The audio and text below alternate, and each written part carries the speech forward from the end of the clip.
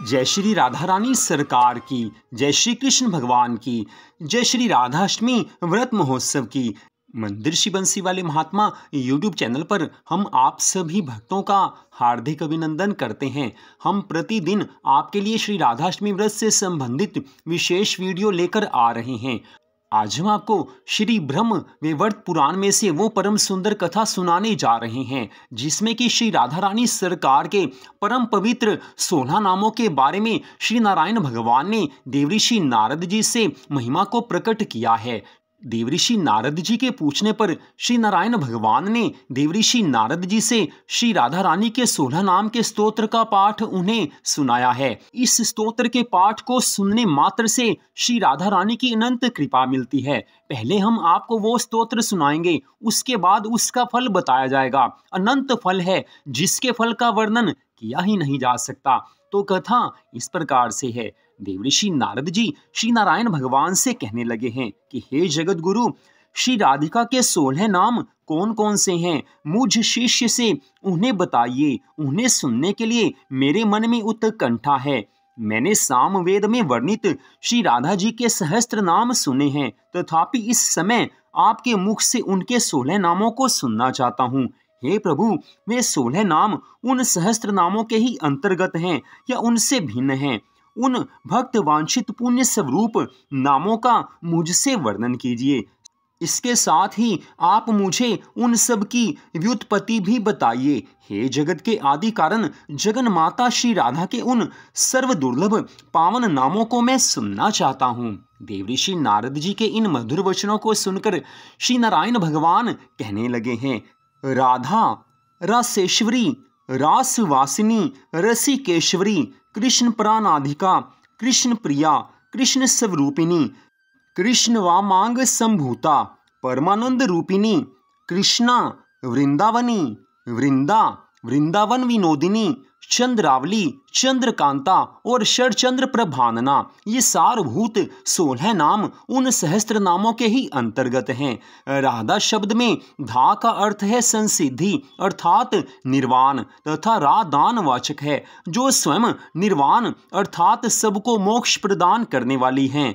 वे राधा कही गई हैं। रासेश्वर की ये पत्नी हैं, इसलिए इनका नाम रासेश्वरी है। उनका रास मंडल में निवास है, इससे वे रासवासिनी कहलाती हैं। वे समस्त रसिक देवियों की परमेश्वरी हैं, अतः पुरातन संत महात्मा उन्हें रसिकेश्वरी कहते हैं। परमात्मा श्री कृष्ण के लिए वे प्राणों से भी अधिक प्रियतमा हैं, अतः साक्षात श्री कृष्ण ने ही उन्हें कृष्ण प्राणाधिका नाम दिया है।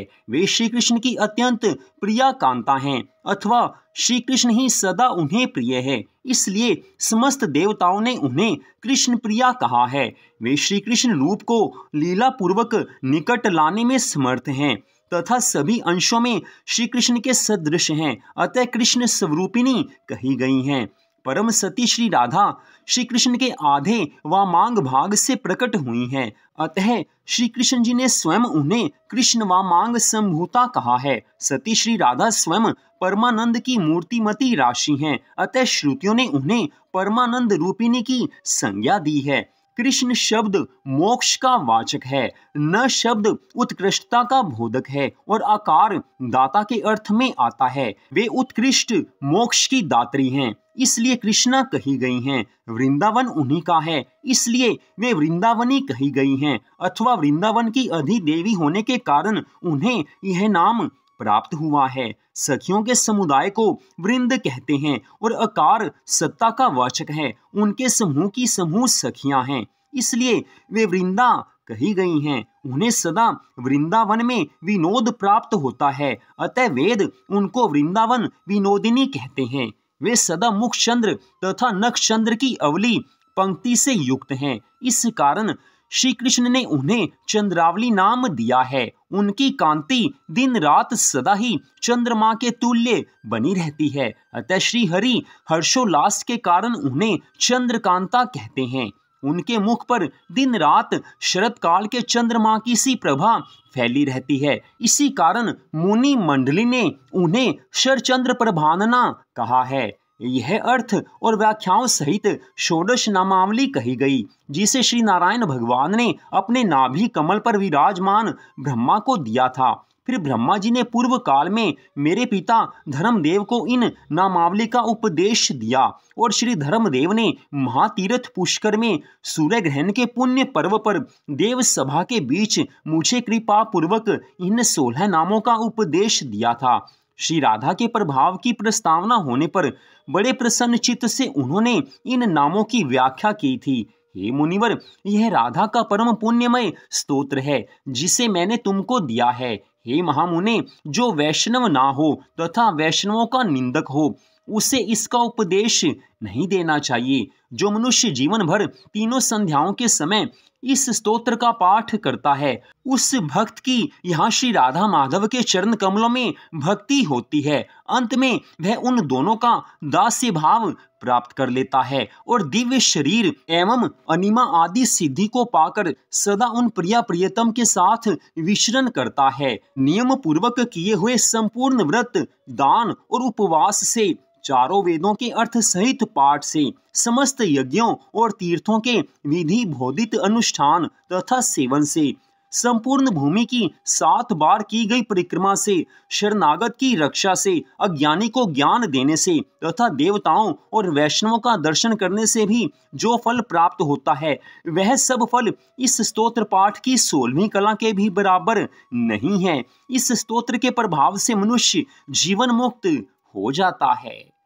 तो इस प्रकार श्री नारायण भगवान ने देवऋषि नारद जी से श्री राधा रानी जी के 16 नामों के इस स्तोत्र को सुनाया है और श्री नारायण भगवान जी ने स्पष्ट किया है कि जो मनुष्य तीनों संध्याओं के समय इस स्तोत्र का पाठ करता है उसे बहुत ज्यादा पुण्य फल की प्राप्ति होती है। उसका वर्णन किया ही नहीं जा सकता है। तो आप सबने श्री राधा रानी जी के इस परम सुंदर स्तोत्र को सुना। आप सबसे निवेदन है कि श्री राधाष्टमी व्रत के दिन इस स्तोत्र को आप अवश्य सुने, क्योंकि इससे श्री राधा रानी जी की विशेष कृपा प्राप्त हो जाती है। तो आज की इस कथा को आपने सुना, आप सबका हार्दिक धन्यवाद। श्री राधा कृष्ण भगवान जी की अनंत कृपा सदा आप सब पर, आपके परिवार पर बनी रहे, इसी मंगल कामना के साथ जय श्री राधा रानी सरकार की, जय श्री कृष्ण भगवान की, जय श्री राधा अष्टमी व्रत महोत्सव की। जय जय श्री राधे, जय जय श्री राधे, जय जय श्री राधे श्याम।